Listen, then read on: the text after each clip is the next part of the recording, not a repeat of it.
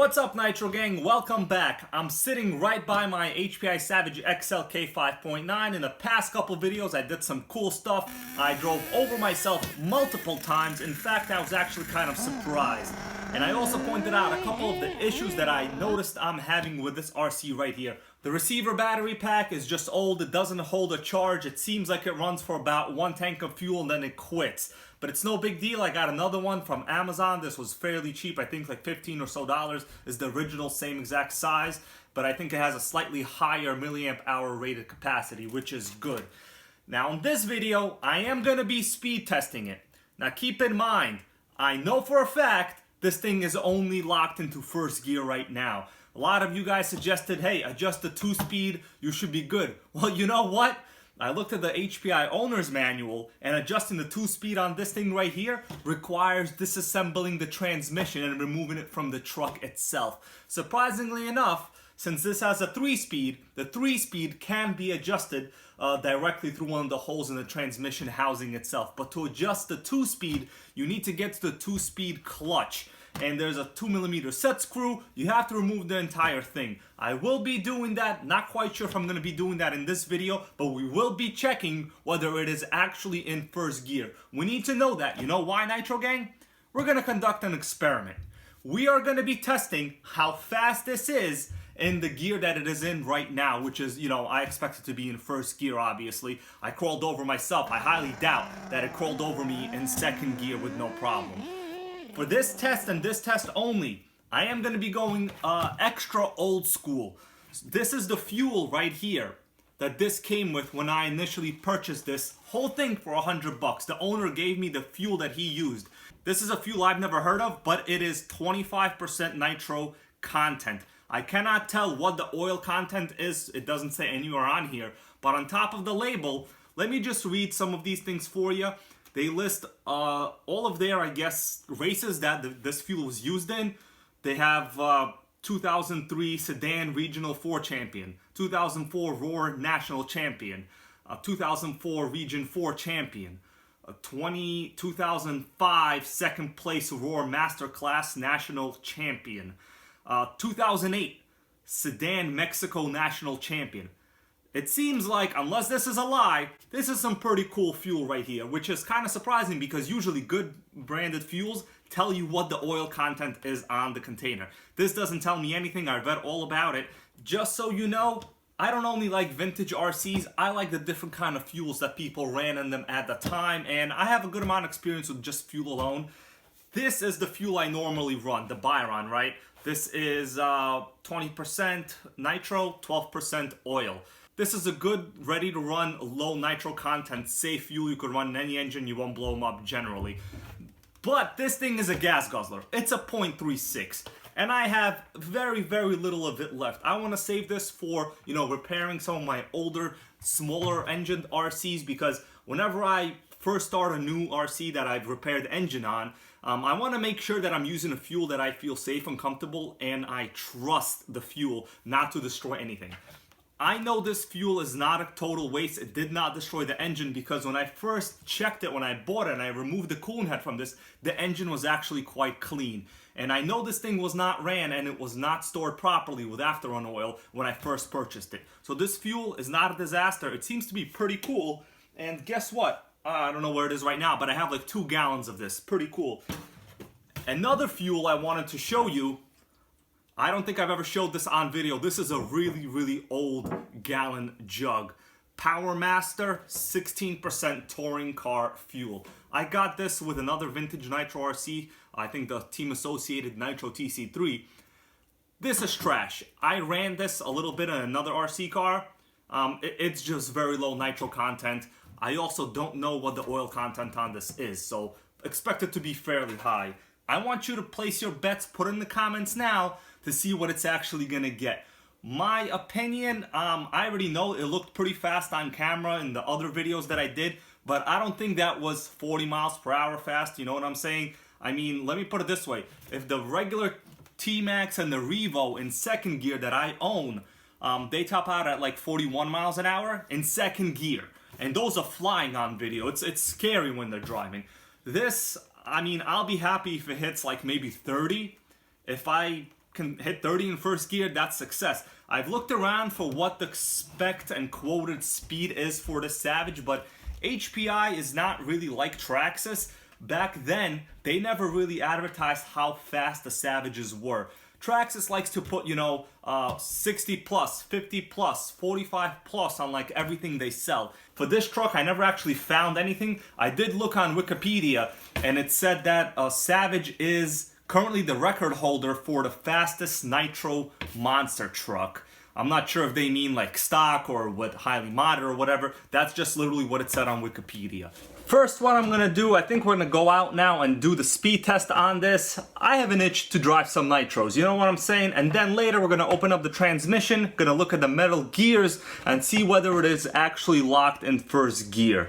Let's go start her up. Hey, ladies!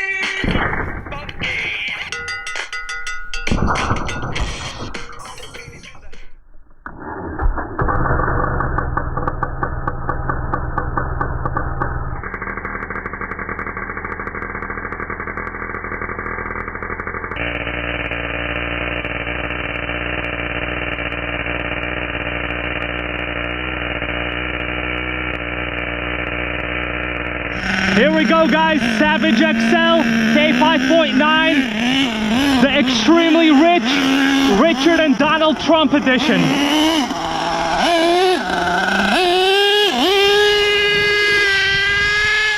Well, doesn't look like a two-speed is shifting. I have a speed meter on top. We're gonna see what it is in first gear. But of course, it's not gonna be 40. Oh, it's zooming in first gear. Yep, no second, no third, first gear.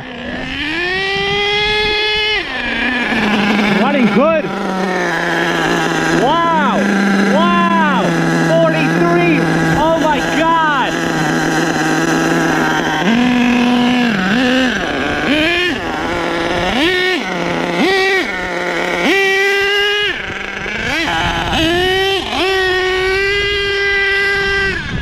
So this is just first gear. I saw 43. It's just first gear, guys. 43. Savage XL is flying in this lot. Oh! That was scary. Can't even imagine what third gear is going to be like when it works. Brakes! Wow! Wow! 44! Oh my God! It's fast!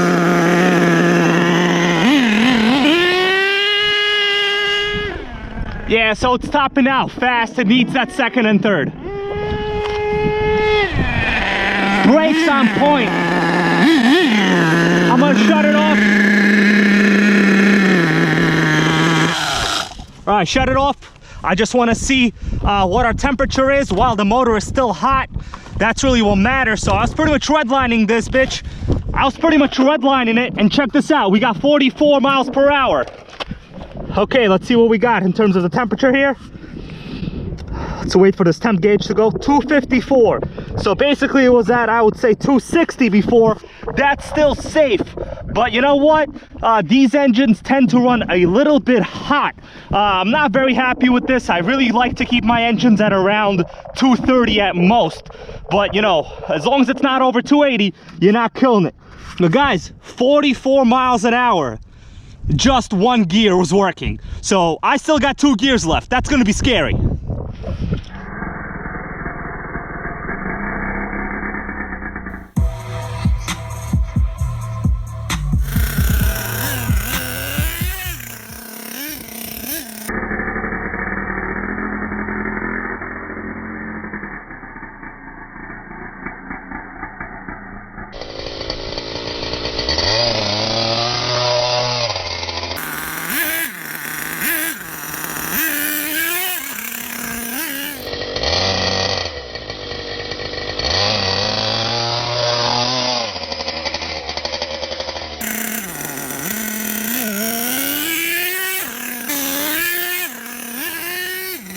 Back from the run, 44 miles an hour. Honestly, I'm very surprised. The only concern now is this actually stuck in first gear? I'm not really sure if this thing is capable of over 40 miles an hour just for first gear, unless the second and third gear are extremely close ratio type gears, which I highly doubt. So right now what I'm going to do is I'm going to remove the upper portion of the transmission case here, and we're going to take a look inside the gears. My plan is to literally spin the first gear in the transmission, and my plan is to see whether the wheels actually move. If the second and third gear clutches are not engaged, then spinning the second and third gear really won't do anything. That's my idea. Let's see if it could actually be done. First, gonna have to remove the roll bar. Then there's only 3 screws here holding in the top of the transmission case. Let's get to it. First thing, the roll bar on top, and I'm also gonna have to remove the throttle linkage here. It obstructs this entire assembly coming out. In the last video, you saw the brake cam come out of the brake arm. So now I have a whole bunch of thread lock here and 2 zip ties securing it. Zip ties really just don't do much, but you know what? It makes me feel a little bit better. We also have to remove the throttle linkage here on top. It obstructs the transmission coming out. So this is going to be an entire solid piece. It's actually quite easy once you do it once or twice, you know. 2 more screws on the other side of the roll bar, and it just comes out like this. Easy, guys. You see that? Now we just got to remove 3 screws on top of this transmission case. Try your best not to strip anything here. These are all Phillips head screws. And I'm going to try my best not to remove this air filter, just because I want to minimize the chance of any kind of dirt getting in through the carb.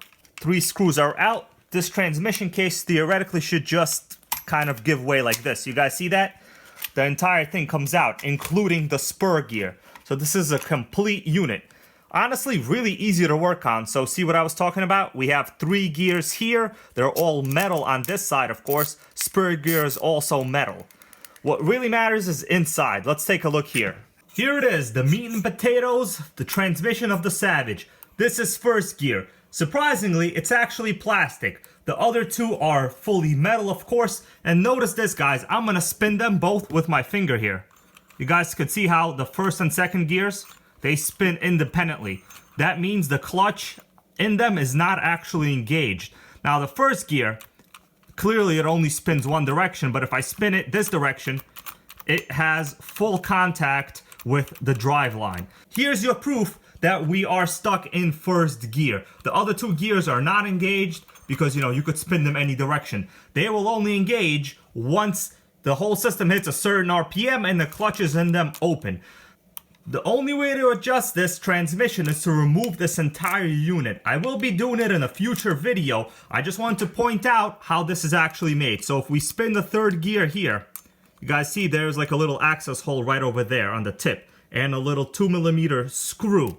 This is your adjustment point with a 2mm hex. Now the third gear, as you could tell, you know, clearly because it's in the middle of the other 2 gears, you do not have any access to the adjustment mechanism. So this is really, I guess, one of the Achilles heels of the Savage system. If you have a 3-speed transmission, you got to remove this entire gear set. It actually comes out quite easy. I'm going to show you right now. We're not going to adjust it because, you know, I don't have time for that right now. But check this out, guys. Oh, it's not easy. Yeah, basically, here it is. This is the entire transmission right here in my hands. The entire transmission in my case just supported by 2 bearings, and there's clutches inside here that in the future we will be adjusting. You guys see?